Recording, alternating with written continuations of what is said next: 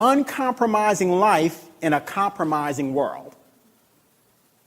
Daniel 1:8 says, Daniel purposed in his heart not to defile himself. See, you're not going to stay pure, stay married, stay in shape, stay employed by accident.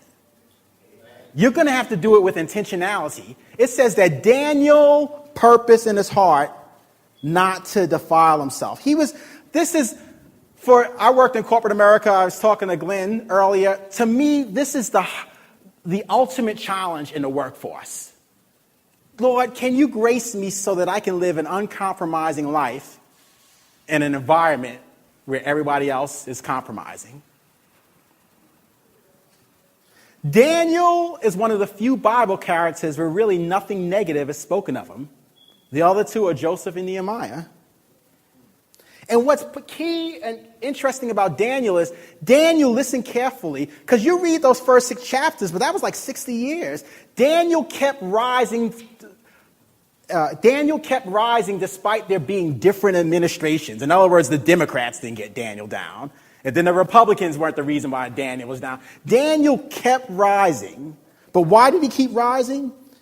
Because he purposed in his heart. He purposed in his heart not to defile himself. You realize very few things benefit your present and your future at the same time.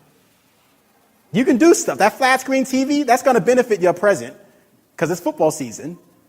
That car, that's going to benefit your present because you're going to feel like you're getting kudos from your crew.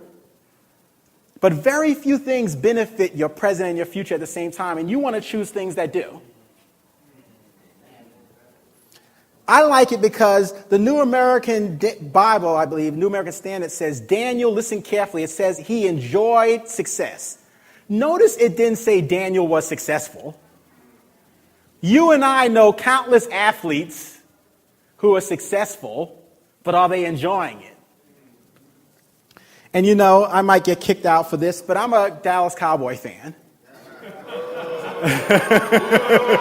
Bring it on. See, as Dr. Price would say, I'm secure in my identity, so I don't care what you brothers think. But anyway, I saw something interesting a few years back. They were interviewing Keyshawn Johnson.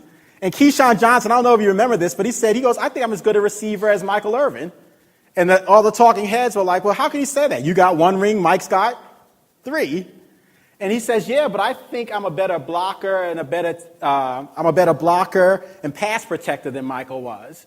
Now, for the record, I'm not a huge Keyshawn fan, and I'm a Cowboy fan, so obviously I like Michael Irvin. But all of a sudden, this thought came to me: what's it like to be a Keyshawn Johnson man, or father, or husband in a Michael Irvin world? In other words, people don't give you kudos for blocking for your family and getting up in the middle of the night for your child and sacrifice. Most of the credit or kudos that men get are in the marketplace exclusively. So the world just wants to know, how many rings do you have? But you might be called to be a Keyshawn Johnson father in a Michael Irvin world. And let God honor you. And notice, Keyshawn does have 1 ring. Very deep. Nehemiah is our next man. Nehemiah was a man who was sitting in the midst of rubble and began to rebuild. There's not a man in this room when we poll people. Some of you are in financial rubble. Some of you are in career rubble. Some of you're in your homeowner's rubble. And you're looking at stones and debris of a dream that died. Nehemiah's life, if you study his life shows you how to rebuild. Do you realize that when Nehemiah rebuilt the walls of Jerusalem, do you realize that the raw materials that he used to rebuild those walls were the same exact stones that had collapsed? He had a phoenix experience. His life shows you that you can be a building. That's the masculines. Every guy in this room wants to build something. In the heart of in the chest of every man in this room is the desire to be significant. The only difference between men is how we go about pursuing that significance.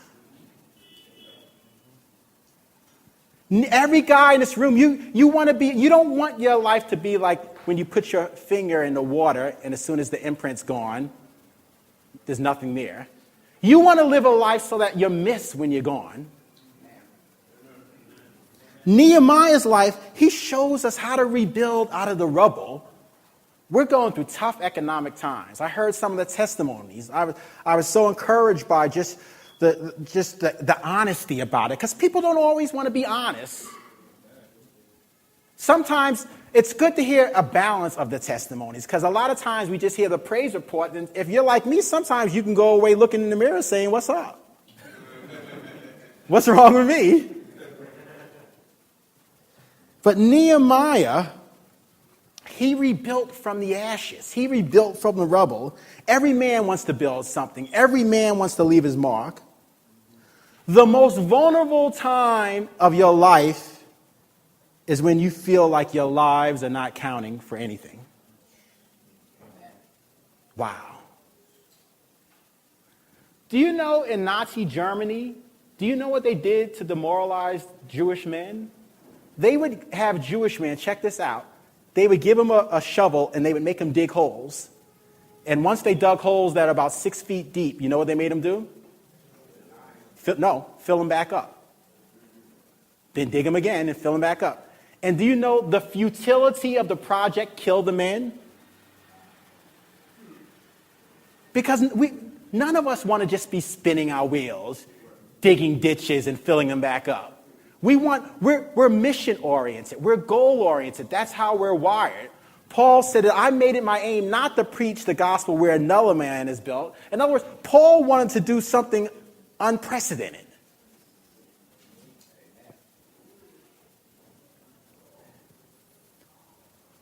And each of our lives, I've experienced this firsthand. I'm not talking to you, I'm talking about me. Each of our lives, because of the ebbs and flows of life, we experience what I call the intoxication of success. Chris Burge, MBA training program, Vice President 25. Everyone else in my training class had MBAs and all the intoxication of success. But I've also experienced the devastation of insignificance, where you pour all your energy and it doesn't seem like it's taking you anywhere, where the people you help seemingly have forgotten about you, where you've been doing the right thing and doing the right thing because there's seed time and harvest, and that time seems like it'll never end.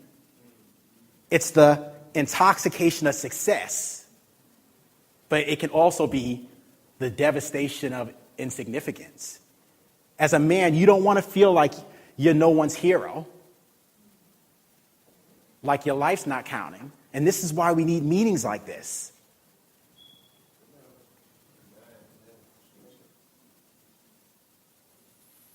Nehemiah's life teaches us how he left his cushy job. He was the cupbearer to the king to help other people.